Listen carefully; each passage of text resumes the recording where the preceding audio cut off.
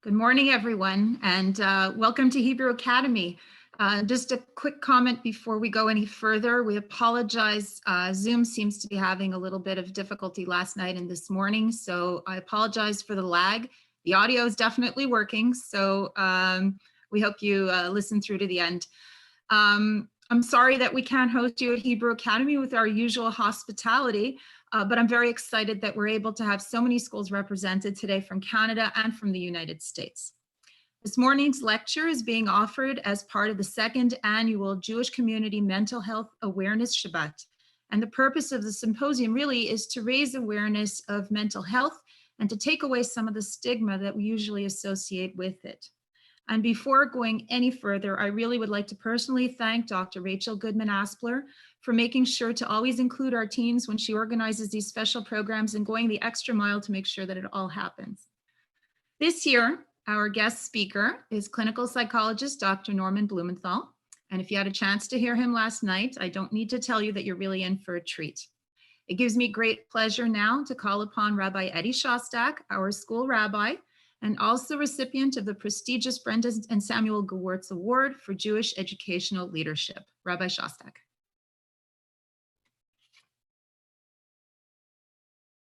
Siegel, and it's very exciting to be with all of you this morning, albeit remotely. So this morning's lecture and conversation is sponsored by the Gewurtz Family Foundation. This year, the Gewurtz Family Foundation has made an incredible visionary gift and meaningful investment in the Montreal Jewish community, starting to award 2 scholarships, full scholarships to Yeshiva University every year for the next number of years, and in partnership with the TBDJ congregation, offering these types of lectures, guest speakers, and scholars in residence. And so we're grateful, eternally grateful to the Gewurtz family and the Gewurtz Family Foundation for this meaningful investment and for the opportunity to be able to host such an event. As Dr. Siegel, our head of school, mentioned, we're joined this morning by schools not only from Montreal, but including Montreal, our own Hebrew Academy, of course, Bialik High School, the Azrieli School, Maimonid High School, the Bnei Akiva schools also in Toronto, Yeshiva University High School for Girls in New York, and Mayanot, and others who have gotten the message that we probably don't even know who are on this morning. We welcome you to this lecture and conversation. The Chazal teach us, "Ein simcha kehatarat sfekot." There is no greater simcha than, as usually translated, the nullification of doubt. And as we'll hear in a moment, the topic of this morning's lecture is anxiety about the unknown future in the face of Corona. We're all in this unknown. We're all in this space of sfekot, of doubt, and the unknown. And so another understanding of this, Rav Yitzchak Ginsburg says the following. He says that Ein simcha kehatat hasfekot. There's no greater simcha than hatat hanegot.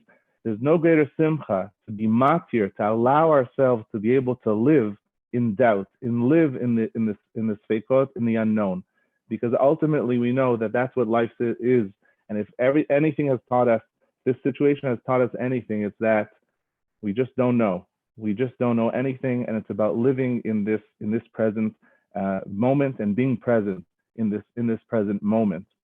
And so with that, I'd like to once again offer incredible gratitude to Dr. Rachel Goodman-Aspler, a parent in our school, an important mental health professional in our community.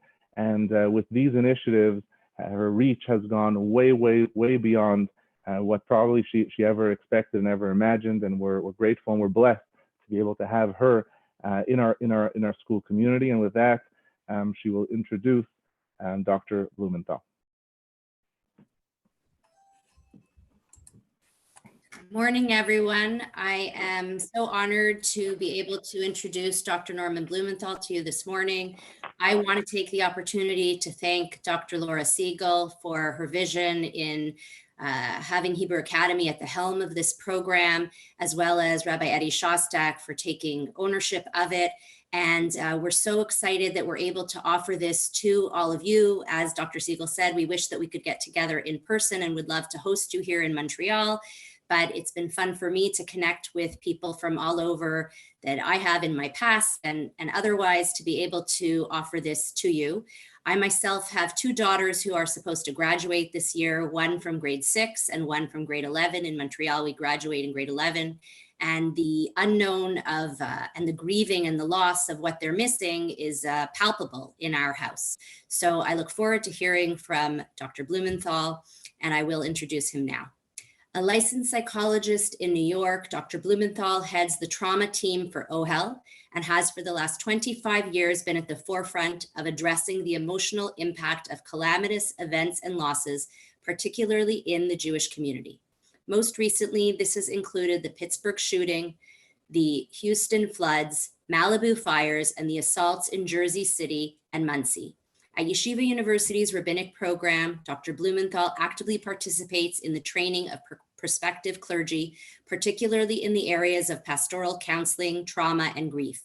He maintains a practice in Cedarhurst, New York, and serves on the boards of several programs geared towards special education services, mentoring, and continuing education and career development for Orthodox mental health professionals.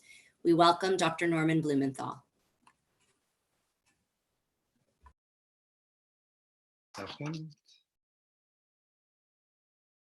Okay, good morning, everybody. Hold on. Okay, good morning, everyone, and thank you for having me this morning. It really is a great honor. I also want to join Rabbi Shostak and Dr. Goodman by thanking all the people that involved us, first and foremost with the Reshut of Rabbi Shostak, and thank him for hosting us. And also to Dr. Goodman, who has really, together with Yair Myers, has done an incredible job in terms of preparing everybody, again, and Dr. Siegel for orchestrating this as well. I know that this is being sponsored by the Gewurz Family Foundation and with the institution of a scholarship to Yeshiva University.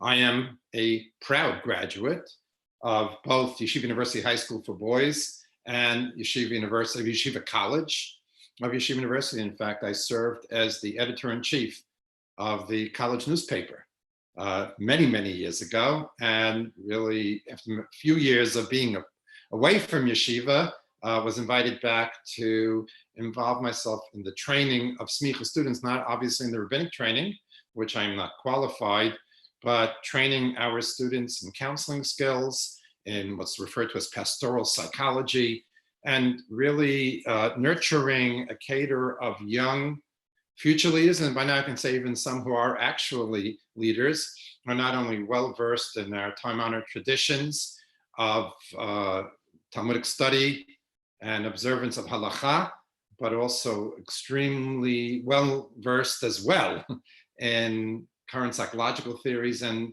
having their hand basically on the pulse of the community, the needs of our young people and even some of the more senior people in the needs of and secular awareness of what's going on in the world and how to be of assistance. And it's really, yeshiva is a very unique institution, really one of a kind, both in the Jewish community and the community at large. And I'd have to say that probably what's most rewarding for me is interfacing with the students. They're just such remarkable young men and women. So I'm very grateful to be part of this initiative and commend the Gewurz family for their generosity. We're hoping that this is going to be, I don't want to lecture. I was once in high school too, and I know that hearing lectures from people is not always the favorite part of your day. And we want this to be sort of interactive. We want this to be kind of like more informal questions, answers, and I think that's going to be the bulk of the time. I was asked to speak briefly to sort of set the tone.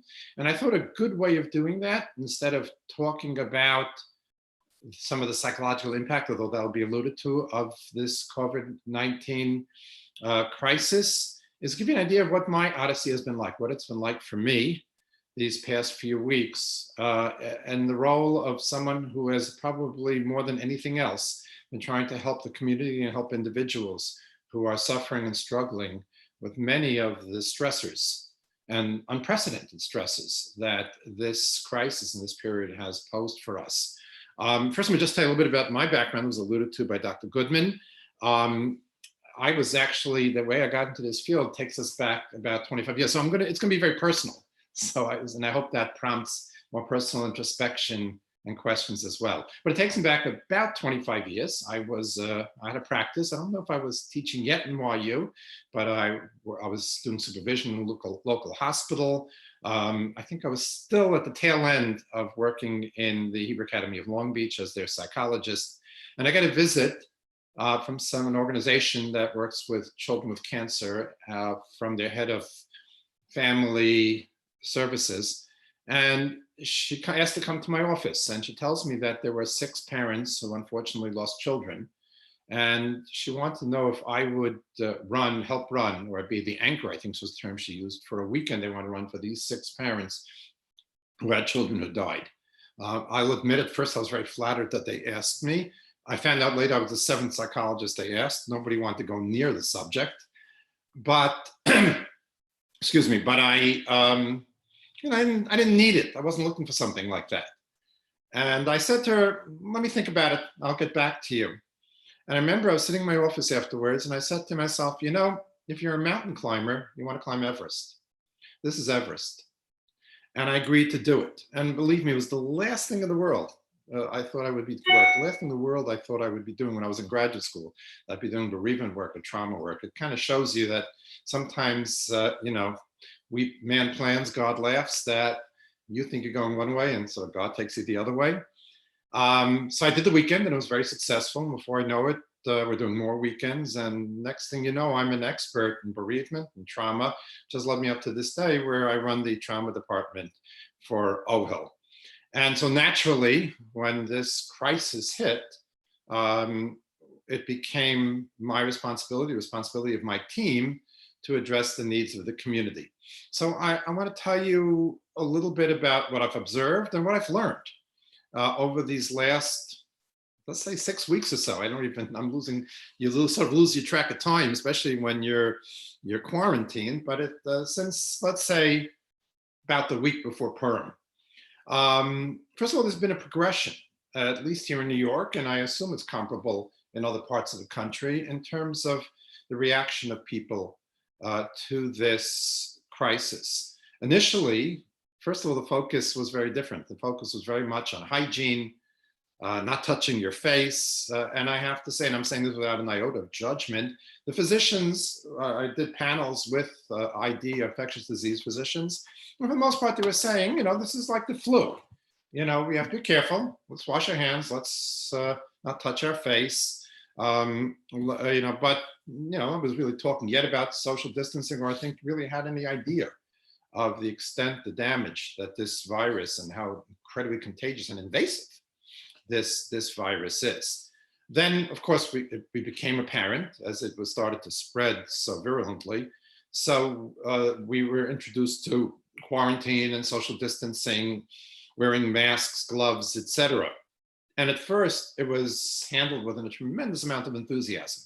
People were really trying to preserve communal life, to come up with various ways. And that was very much the focus of some of the webinars, et cetera, that I gave. This is how you can remain connected. And this is how you can hold on to the life of family, life of community that we had just a week or two ago. And it was really remarkable. There was a tremendous amount of enthusiasm and a tremendous amount of effort to preserve this. Rabbis driving around in cars, going around and greeting everybody from outside, and and of course schools as well, setting up connections with their students. Over time, as this persisted, I've seen 3 new kind of responses. I think that's where we are right now. It's been a few weeks already. So first of all, we're sort of into a lull. We're sort of getting used to this. There is less frenetic activity, and many of us are just sort of acclimating. I can say that for myself as well, to being home, to less interpersonal contact. And that's a mixed blessing, because on the one hand, it's, we have a remarkable capacity as human beings to adjust and adapt, and that's great, but it's going to make it harder when this is over. And in previous studies of situations where there were quarantines have shown that people don't just rush back to the life they had, that it's sometimes some of the tension, some of the worry persists, and it's not always easy to reacclimate, to get back into our previous life of school, community, jobs, etc. So it's sort of a mixed blessing. I'm dealing a lot with grief, and I would say two types of grief. Obviously, people are dying, and we are in OHIL running 5 groups a week now for people who have lost loved ones to COVID-19, mostly people have lost parents, and the loss is a double loss, because the loss has been not only of the loved one, but the opportunity to mourn and grieve in normal ways, the opportunity to say Kaddish, and then grieving missed opportunities, missed events, graduation, bar mitzvahs, weddings. So there's a lot of grieving, and complicated grief, not the kind of grief I've been used to working with. And then there's restlessness. And some people, and I have to say this is a little bit more prevalent with the high school students, so you guys your age, where you've had about enough of this. You've had enough of this isolation, you've had enough of this distancing. And with it, unfortunately, some carelessness, some recklessness, where people are starting to take chances, and the medical professionals are saying is premature. So those are the things that I'm seeing now. And I'd like to share with you what I've learned so far during these weeks of not only being quarantined myself, not even being separated from my family members other than Zoom, and my community, and minyanim, all of which are such an integral part of my life, but also in terms of spending almost my entire day, most of my entire day, interfacing with, handling crisis calls, doing webinars, and a lot of grief groups. I'm doing, actually at this point, 3 grief groups a week. So I want to just give you a sense of what I've learned, so it'll hopefully prompt some self-reflection on your part, and we can have some discussion, questions, etc. Or even if you don't want to do it on this forum, that you will start talking about this with your family and with your friends about the impact it's had. So I want to, again, share with you, what have I learned so far? So I have to say that I myself, even though I'm over 40 years in the field of psychology, I underestimated how stressful lack of connection and stimulation is. I have to tell you that when I first heard I was quarantined, to some extent, this is not so bad. Maybe I'll get a little more learning done. Maybe I'll clean my desk finally. Maybe I'll take care of some other matters that have been neglected because of work. But thank God I have a very nice house. My wife and I get along very well. We have one child still home. So, and we all are compatible, so they might not be so bad. But I didn't realize how the impact it had on me. Even though I knew it intellectually, I didn't feel it.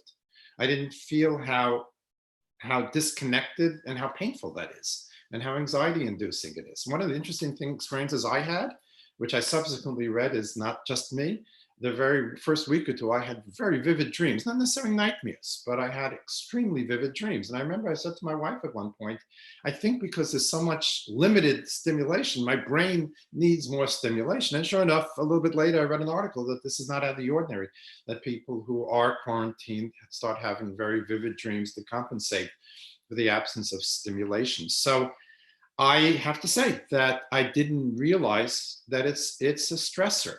And it's hard to not have that connection, to not have that connection with other family members, with community, and even just the very fact of going out and seeing other things and being stimulated.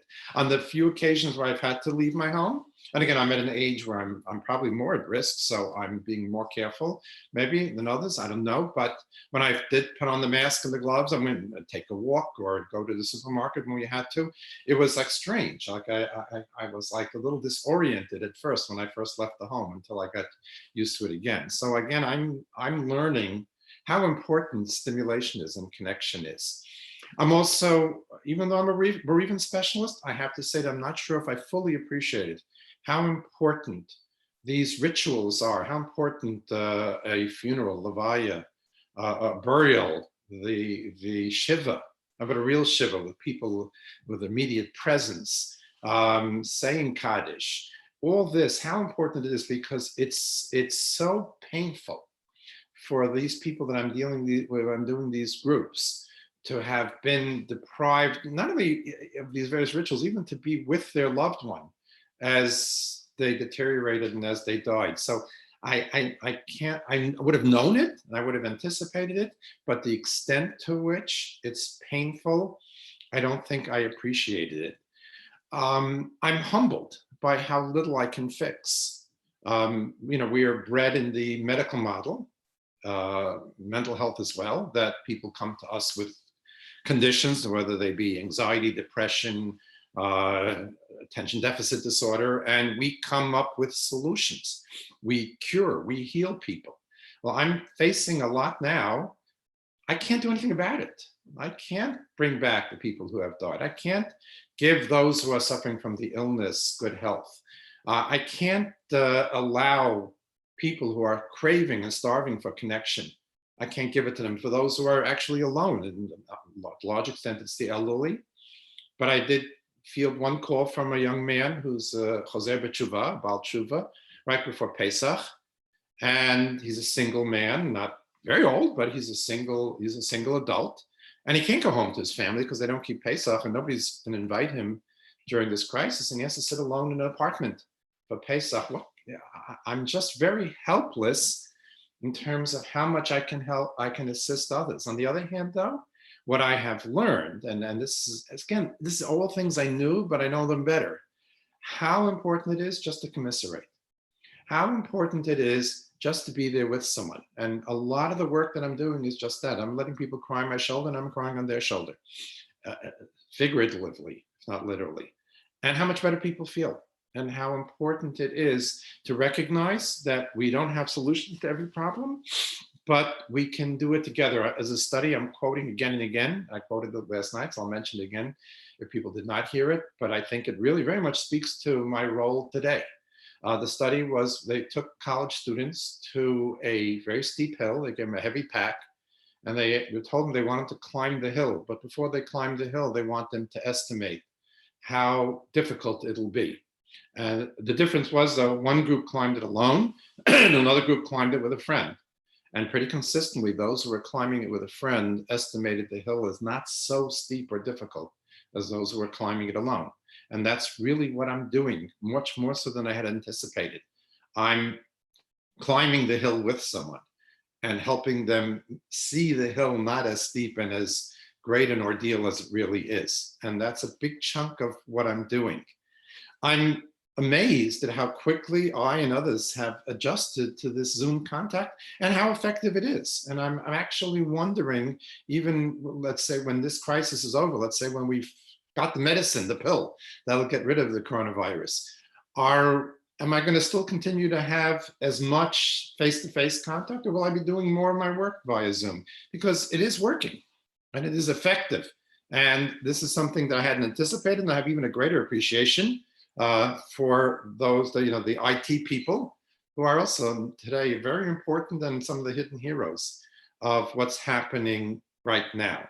I am incredibly impressed with the creativity, the efforts, the heroism that's going on around us, the people who are taking chances with their health for the betterment of others. Obviously, the health workers, the Hatzalah drivers, and we here in Ohel House has 75 homes. I think 73 homes with, for adults who cannot take care of themselves with psychiatric illness, with cognitive challenges, and need to be cared for, need attendance at those homes. And these people are going, and also, and in fact, many of them have gotten sick and are taking chances with their health to care for a little less fortunate among us. It's really remarkable and inspiring, and I'm moved, incredibly moved by that. I'm very impressed with the humor. I'm impressed with some of the jocular videos, comments, postings that are really important because we're suffering. And to be able to laugh a little bit is helpful. And humor also captures how preposterous this whole situation is. Humor is risky because it can hurt. You can't make fun of individuals. You can't trivialize people's suffering. You can't make jokes that single out particular subgroups of our population. But when we laugh about what's universal and our shared hardship, it's really remarkable. And there's been some very amusing, I'm sure you're aware of it, postings. And then I'm both scared and hopeful about what's going to happen, about our emergence. By the way, I should say one more thing, and then I'll get back to that. I'm also very proud of Israel because they handled this so well, maybe better than we did. And they're ready, starting to resume their normal life, and the fact that competing leaders were able to unite because there's a crisis, and I think we can learn from them here in the Western, here in America, maybe Canada as well, I'm not sure. But I'm also both scared and hopeful about coming out of this. Rabbi Shostak alluded to the ambiguity. There's a tremendous amount of ambiguity and uncertainty with this, just not only in terms of our understanding of the disease, which even the biggest scientists and medical experts are grappling with, but where are we going? What's going to happen after this? So on the one hand, I'm worried. Are we going to have a financial recovery? Will we be able to bounce back in terms of economics? I'm worried about the political fallout. Sometimes when people suffer as they come out of it, they need a scapegoat. And will there be scapegoating? Will individuals or groups be targeted, blamed, faulted for what's going on, even completely unjustifiably? And we've seen this in history. And I have fears about that. I'm also hopeful. I'm hopeful that we'll be humbled, and this is humbling. One of the amazing aspects of this crisis there's no differences. I know of people here locally and even internationally, extremely wealthy, highly influential people who are alone in hospitals along with everybody else and trying to recover. And I have no special privileges, no private rooms. This has been really a great equalizer. So are we going to be humbled? Are we going to be a little bit less ostentatious, perhaps, in terms of our celebrations, dress, etc.? Are we going to be more appreciative at the end of the day that we're really all equal? And will we have learned our lessons? Will we be better prepared in the future for this kind of pandemic? Will we have enough medical equipment? And will we be more appreciative in general, appreciative of our friends, appreciative of our contact, appreciative of our community, appreciative of Minyan, appreciative of school and all that it has to offer? So I'm very mixed feelings in terms of where we're heading, and hopeful and pray to Hashem that my dreaded concerns will not come to fruition, but that we will emerge from this better people, more enlightened, and better Jews. So with that introduction, let me open it up to questions, discussion, and maybe others use this as an opportunity to share what they have learned and how they have gained from this experience. Okay, thank you so much, Dr. Blumenthal, for that, for opening up your personal journey through this, which resonates so much and hits all the notes for all of us in so many ways. So we've gathered a number of questions in advance and kind of collated them together. On the webpage, there's a link. If people want to submit questions, and we'll receive them by email, we'll try with the time that we have to get to them. So the first is the following, and we're focusing on the teenage experience. So it goes like this. At first, this is from a teenage perspective. At first, I kind of looked forward for being home, says the teenager.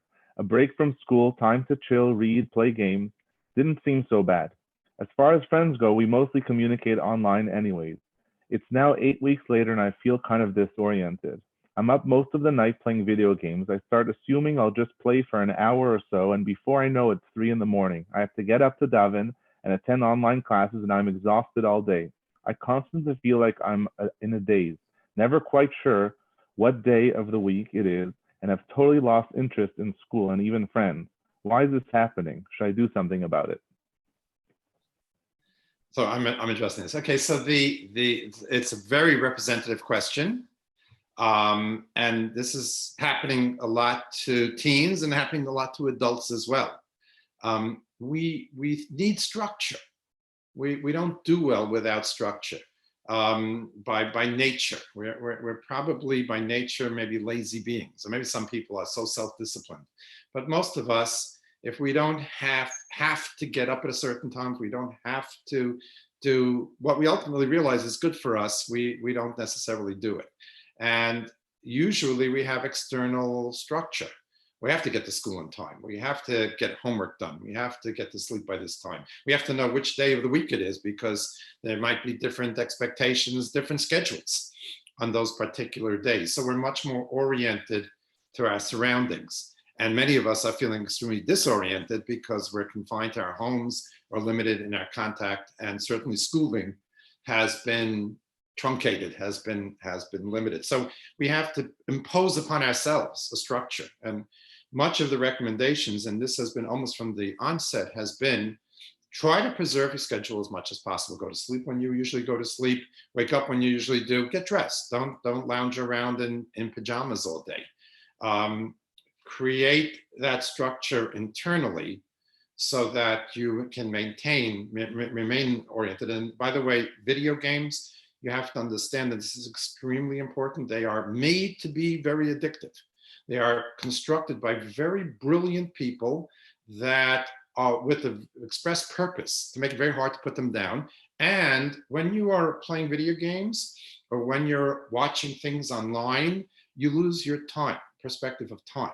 And I'll explain to you why. In other words, I'm sure we've all had that experience that we thought we were on for about a half hour and it turns out we're on for about an hour. The reason for that is that they're so stimulating. Most interactions, if you study the brain, you're sort of in and out. You're focusing and then you withdraw a second and reflect, and then you're focusing and you withdraw and you reflect. So it's a slower pace. But when scenes are so rapidly changing and when there's such immediate demands for responses, you don't have that lull in between, and it throws off your sense of time. And so without the external structure, we're hearing a lot from teenagers that they're going to just play a quick game and go to sleep, and before they know it's 3 a.m. And that can of course be very, we need our sleep. So we have to impose externally a structure. It's interesting that the Musar yeshivot used to have 5-minute classes, 5 minutes starting. And the reason for that was they say, if you only think you only have 5 minutes, you're going to get a whole lot more done. Now, I don't know if we have to do that, but we have to impose schedules and structures on us that were present from the outside that are not with us right now. Thank you. One of the things when we ask our students about moods, there's all kind of mixed moods and emotions, feelings. Some are inspired, some are tired, some are happy, some are sad, and experiencing all the emotions in one. I found that the most common feeling, emotion, or state of mind that I'm hearing in terms of how they're articulating is boredom. Can you speak to that, I guess, mindset, or that the feeling of boredom in general, but specifically during this time? Right. So let's say in general, and I think young people all the more so, are more prone to quote unquote boredom today than we have been in the past, because we're so used to constant intense stimulation, right? Because we have access to the internet, and because we have video games, and we have so much at our disposal and such highly stimulating means of interacting, that we have less capacity to tolerate the understimulation that we're going through right now. And as I said, I think it's particularly true of young people, not because there's anything wrong with young people, but they grew up with it. Or for those of us who are older, it's relatively new. We have reference points of times in our lives when there wasn't this type of stimulation and a level of activity. And to be able to just, I'll give an example that struck me. My wife and I, a number of years ago, we took a vacation and we went to the Canadian Rockies, since we're addressing Canada. I will humbly admit that the Canadian Rockies put the American Rockies to shame. It's one of the most beautiful places in the world I've ever been. And for the most part, we drove around ourselves, but we went to the Columbia ice fields, and you need a special bus to go to the Columbia ice fields. And we were on this bus, and as we're traveling through the ice fields themselves, again, we're surrounded by beauty. And it struck me that the woman doing the tour, who was a tour guide, just kept talking and talking. Sometimes she was pointing out different scenes and sites, and other times she was just gabbing. And I thought, and again, maybe because I live pre-internet. I mean, my wife and I were saying, why can't we just have quiet and just take in the scenery? But that's not the way today. And maybe again, because this was been foisted upon us, and we try to figure out what function or purpose it serves. Maybe we all have to learn how to self-entertain, how to reflect, how to read a book or see a video and turn it off and just sit with ourselves and think about it and try to come up with ideas and understanding. And it is hard because it's not the way of the world right now, but maybe that's one of the things we have to accomplish. One of the silver linings of this crisis. Thank you. So another, from the perspective of students, from the beginning, we knew that that our senior classmen and young women would be affected tremendously in terms of their graduating year and all kind of things being stripped away and either canceled, postponed, reoriented, and rejuggled. So this from the voice of a student. For years now, I've looked forward to graduation, whether it is in the yearbook, class trip, or just excitement about being upper seniors. This was going to be a highlight of my life. Now there is no trip, and an online graduation. A lot of the adults are telling me it is no big deal. You're going to graduate anyways. My favorite is when you are our age, it won't matter so much if you went to graduate on a graduation trip or not. Are they right? Why do I find this so infuriating? Okay, so my feeling is no, they're not right. I mean, they're right and they're not right. That's kind of a little bit of both. Truth of the matter is, a graduation trip, a graduation, sleepaway camp, all the types of childhood activities that are or may be either compromised or canceled are not life and death. And when you're a grandparent, it may not make that much of a difference. However, in your station in life, it's very, very important. And I don't think it should be trivialized at all or put down.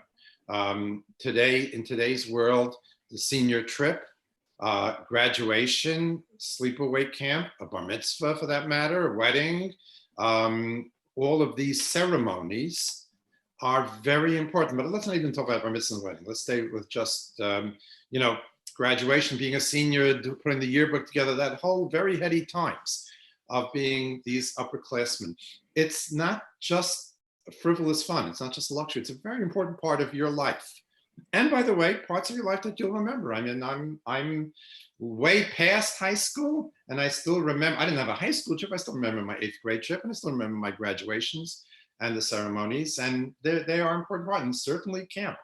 Camp is not just fun and luxury. Camp is a very important part of a child's growing up, a child's maturation, the socialization, the opportunity to relax, engage in more athletic activities, to commune with nature. They're very important parts of growing up. And I think these are real deprivations, and to minimize it and to make it seem not so important, and it's done with the best of intention because we don't want our children to be hurting, may be a disservice.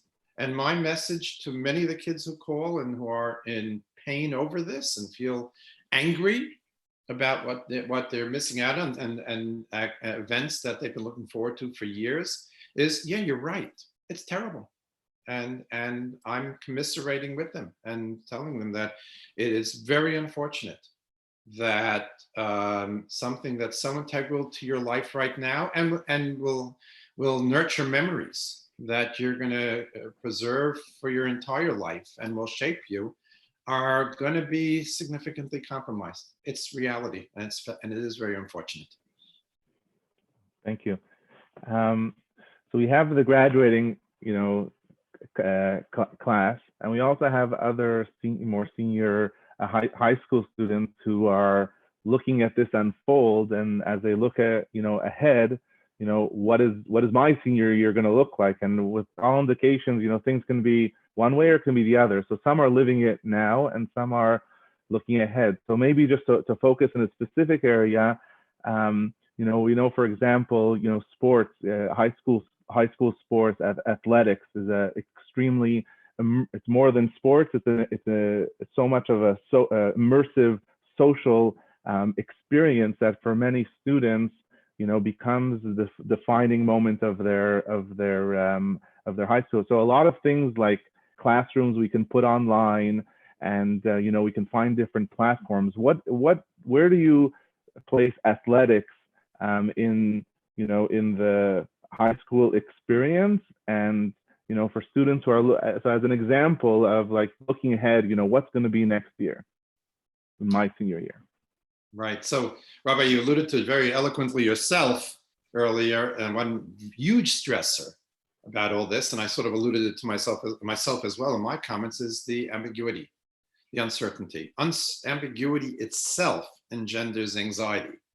Just not knowing. I'll tell you a fascinating finding. I hope nobody ever experiences this firsthand, but there have been times when I've had to assist, unfortunately, individuals and their family who were diagnosed, let's say, with cancer and had a treatment, and after they had a surgery, and after the surgery, the key question was, has the cancer spread? Has the cancer spread to the lymph nodes, which would be probably deadly, or is the cancer contained and was gotten rid of, and then it's survival? And it takes about a week until the test results come back.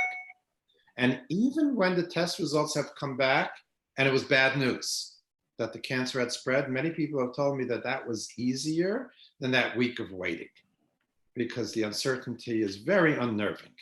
And so we don't know how this is going to, we don't know if the illness is going to, if the virus is going to come back. We don't know what the future holds. As far as athletics go, yes, sports is very important, since we are, in some respects, honoring Yeshiva University. I'm sure you're all aware that the Yeshiva University basketball team had an incredible, you had the 29-1 record, won the championships for their league. We're on there, you know, we're in the NCAA, which is incredible for a school of that size. And I believe it was ranked 8th in the nation. It was an incredible time. It was a very credible accomplishment for the institution, but they couldn't complete the season. They couldn't complete the championships. It was, again, because of the virus. And imagine how it feels for those athletes who worked so hard and accomplished so much, and yet they couldn't see it to fruition. They couldn't see it to the end because of this virus. But sports is important. Sports important at many levels. Exercise and physical exertion is an antidote to anxiety, is a form of tranquilizer, and it's a very important part of managing the anxiety of this crisis. It teaches sportsmanship, it teaches competition, it teaches structure, discipline. There is so much that someone can learn from. So not everybody is an athlete. I was never a great athlete, and I had to learn it other ways. But for those who are so inclined, for men and women, so inclined, it's really an important part of growing up and an important part of our institutions. And again, being confined to the home, not being engaged in healthy competitive sports is one of the many, again, deprivations about which I can't fix. I actually am very much reminded of a rabbi in our community who told me that he used to be a rebbe in high school, and you'd have to do recess duty. And of course, the guys who play ball, and sometimes it got a little rough, sometimes a little shoving under the boards, or frustration was expressed in ways in which they shouldn't. And he used to pull them aside and used to tell them, you know, there's a difference between a ball player and a yeshiva boy playing ball. And our institutions are yeshiva men and women playing ball. And it's unfortunate that we don't have that opportunity. Thank you. In the present moment, you know, we have another at least month of online schooling, and one of the things, at least here in Quebec and everywhere else, there's so much of the extrinsic motivation that has been stripped away, whether it be how marks and exams and the peer pressure and the, you know, teacher pressure, the environment. So much of the extrinsic motivation is removed. That is an essential part of succeeding in any endeavor. And really, students have to find a way to cultivate intrinsic motivation, just even to get up in the morning, and in a platform that they're not used to and maybe are not even successful in. On the best days, attention spans are of all of us are on a certain level. What would you say to a student who's having trouble bringing out that intrinsic motivation in a platform like a Zoom or other formats that to begin with are not necessarily, set up for them and their best learning environment? Right. So I think if anybody's going to think, again, I hope I'm not saying something that the educators will object to, but I think if somebody's going to think that we're just doing the same thing in school, but just from home and online, it's unrealistic. It is a whole different setting. And it's not identical learning. The way I'm proposing to look at the online schooling is that we're sort of just keeping the connection. We're keeping the momentum. We're not even necessarily progressing a whole lot, but we don't want to lose touch, not only with our teachers and our educational institutions, but we don't want to lose touch with this whole educational process, which is a heightened part of your childhood, but it's going to be part of the rest of your life because we're always learning and we're always growing. So I think maybe the perspective has to be different. Hopefully this will end soon. Hopefully we'll get back into the regular classroom.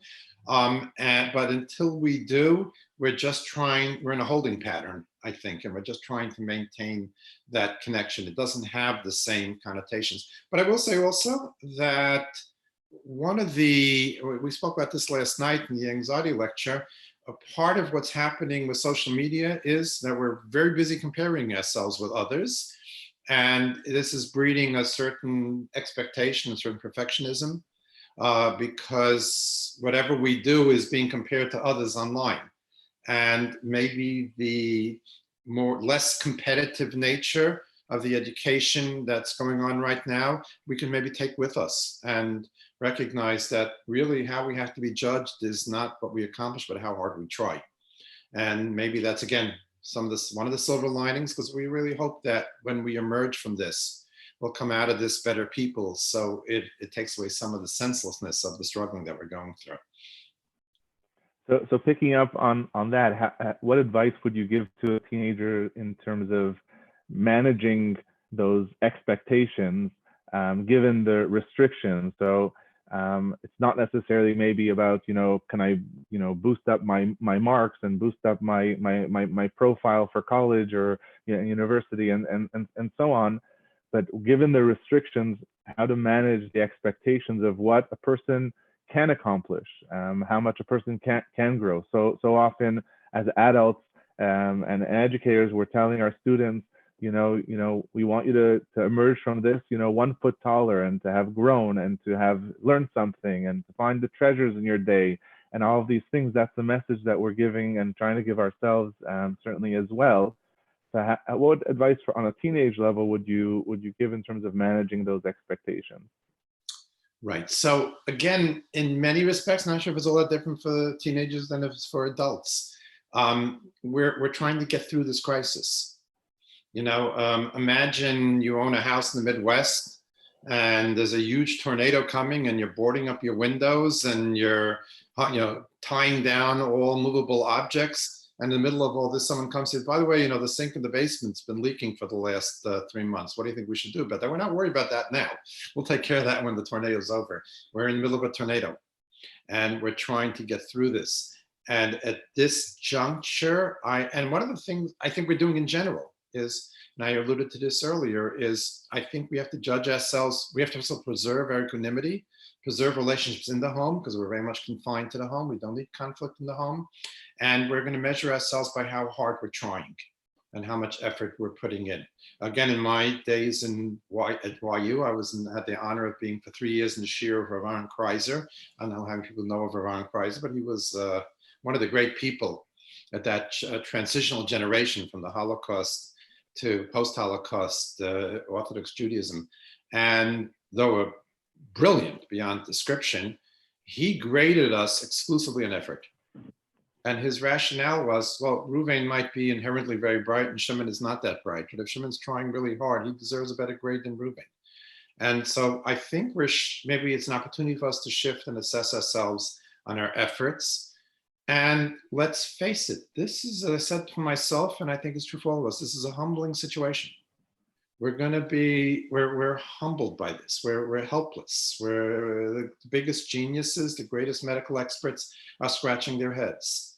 And maybe that's what Hashem's trying to tell us. Maybe Hashem's trying to tell us, you know, don't be so enamored with yourself.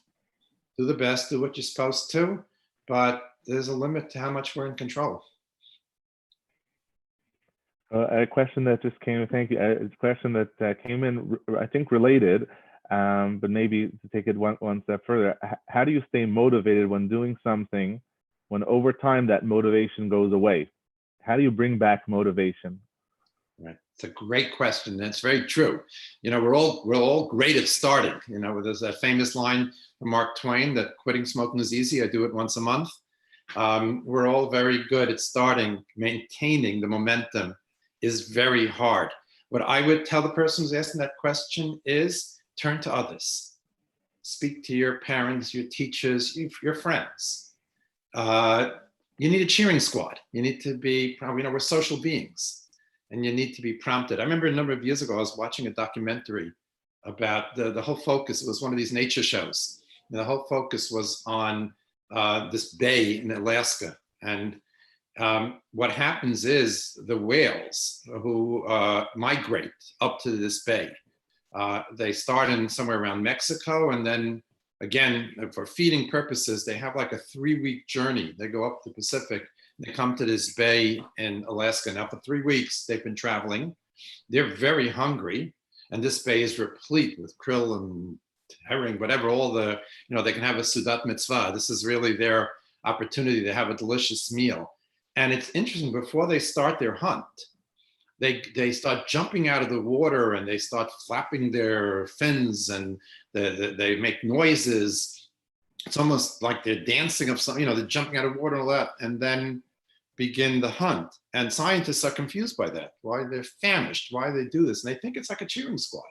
They think what they're doing is they're getting themselves worked up, much like sports teams do before they start a game where they scream and they pound their fists.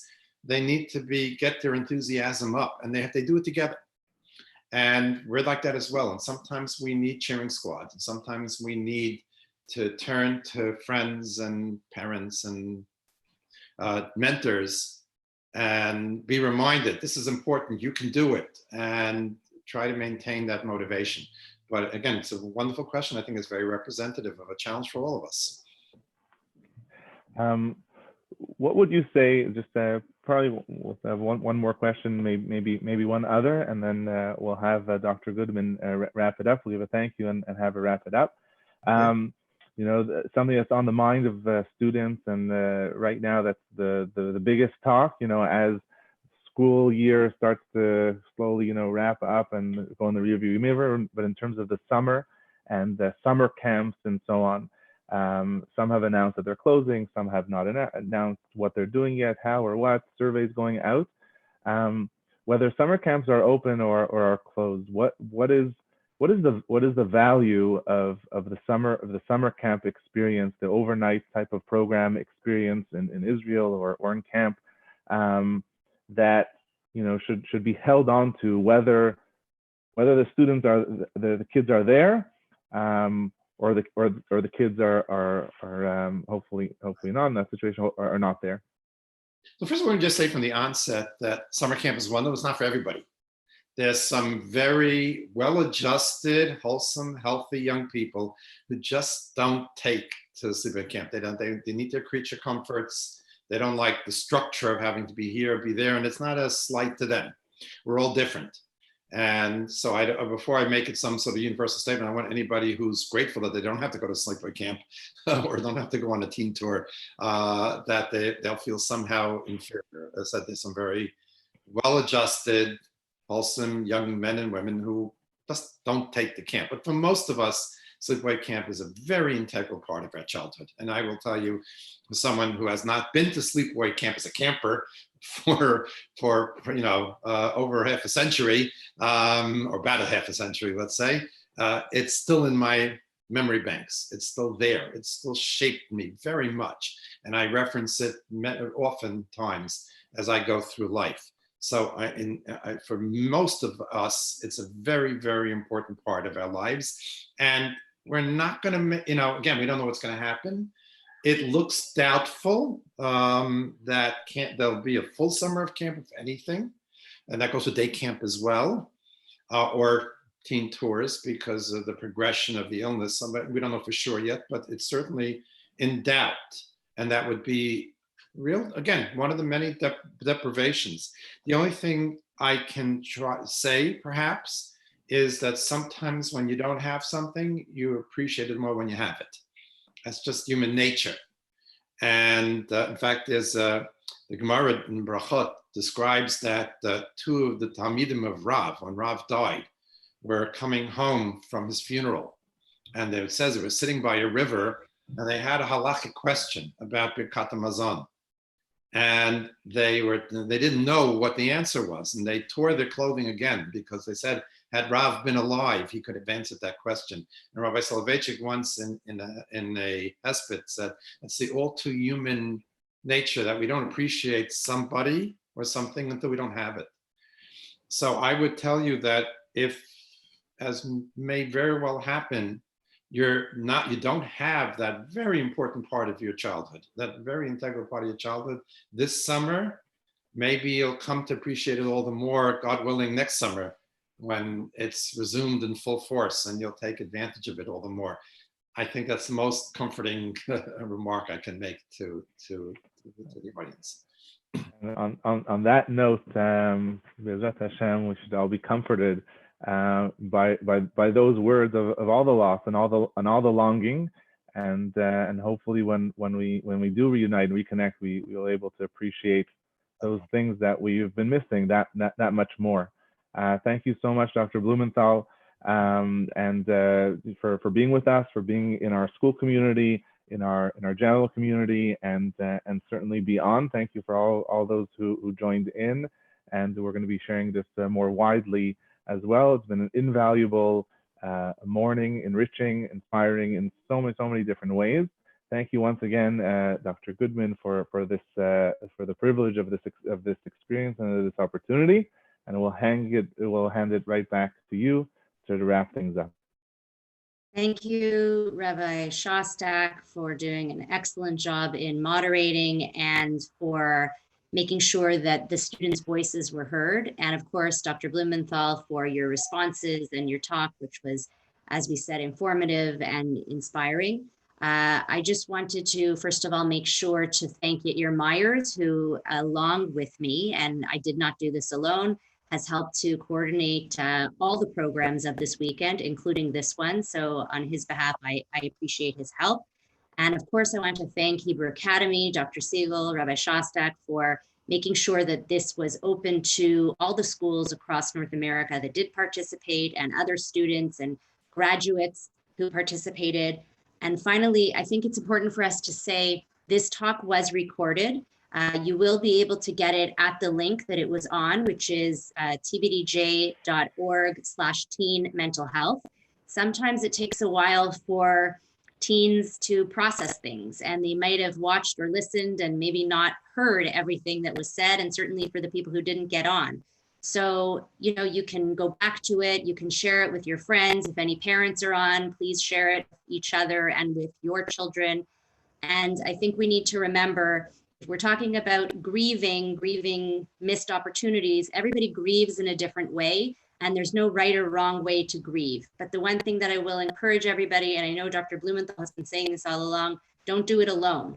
Make sure you reach out to your family, if it's not your family, to your friends, to your teachers, to your administrators, if you decide you need it, to a mental health professional. But we're not alone. We're all here for you, and make sure that you take that opportunity. Thank you once again to everybody, and we look forward to doing this again in the future.